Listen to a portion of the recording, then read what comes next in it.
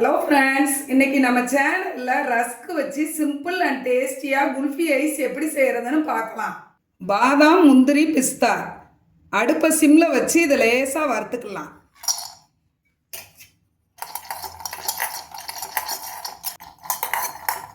வறுபட்டுருச்சு, அடுப்பை ஆஃப் பண்ணிடலாம். நல்லா ஆறட்டும். நல்லா ஆறிடுச்சு, இதை மிக்சி ஜாருக்கு மாற்றிக்கலாம். கொரகொரப்பாக அரைச்சிட்டு வந்துடலாம்.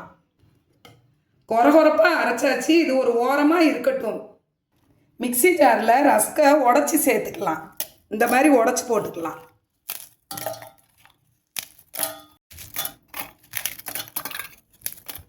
ரெண்டு ஏலக்காய் போட்டுக்கலாம்.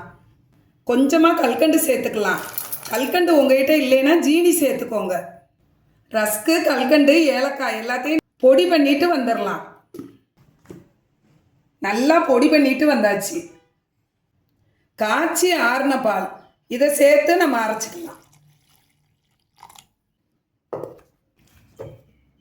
பால் ஊற்றி நல்லா அரைச்சிட்டு வந்தாச்சு.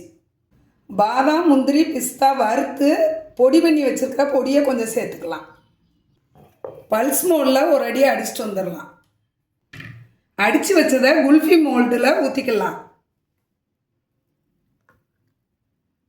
உங்ககிட்ட குல்ஃபி மோல்டு இல்லைன்னா இந்த மாதிரி டீ கிளாஸில் ஊற்றிக்கலாம்.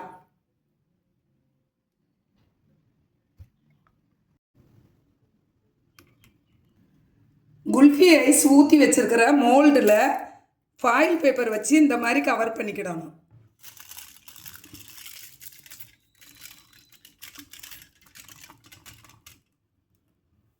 ஃபாயில் பேப்பரில் நடுவில் இந்த மாதிரி லேசாக கத்தி வச்சு கீறி விட்டுட்டு ஐஸ் குச்சி எடுத்து இந்த மாதிரி வச்சுக்கிடணும்.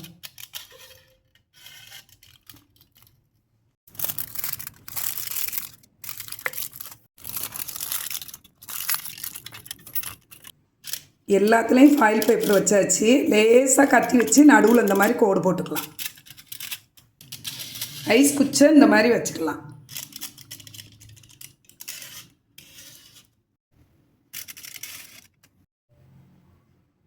ஃப்ரீசரில் வச்சுக்கலாம். குல்ஃபி ஐஸை 8 மணி நேரம் கழித்து பார்க்கலாம். குல்ஃபி ஐஸை ஃப்ரீசரில் வச்சு 8 மணி நேரம் ஆகுது. ஐஸை வெளியே எடுத்துக்கலாம். குல்ஃபி ஐஸை மோல்டுலேருந்து எடுக்கிறதுக்காக ஒரு கிளாஸில் தண்ணி ஊற்றி வச்சுருக்கிறேன். மோல்டை தண்ணியில் லேசாக இந்த மாதிரி செஞ்சுட்டு நம்ம ஃபாயில் பேப்பரை எடுத்துக்கலாம். கையில் வச்சு இந்த மாதிரி ரொட்டேட் பண்ணிக்கலாம்.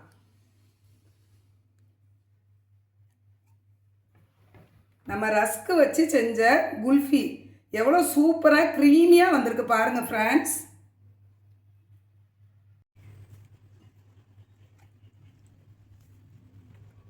பாதாம், முந்திரி, பிஸ்தா வறுத்து உணுக்கின பொடியை லேசாக மேலே தூவிக்கலாம். வீட்டில் இருக்கிற ரஸ்க் வச்சு ரொம்ப சிம்பிள் அண்ட் டேஸ்டியாக குல்ஃபி ஐஸ் தயார் பண்ணியிருக்கிறோம். நீங்களும் இதே மாதிரி ட்ரை பண்ணி பாருங்கள். உங்களுக்கு இந்த ரெசிபி பிடிச்சிருந்தனா கலாஸ் ஃபுட் வெப் சேனலை லைக் பண்ணுங்கள், ஷேர் பண்ணுங்கள், சப்ஸ்கிரைப் பண்ணுங்கள். பக்கத்தில் இருக்கிற பெல் ஐக்கானை கிளிக் பண்ணுங்கள். Thank you friends.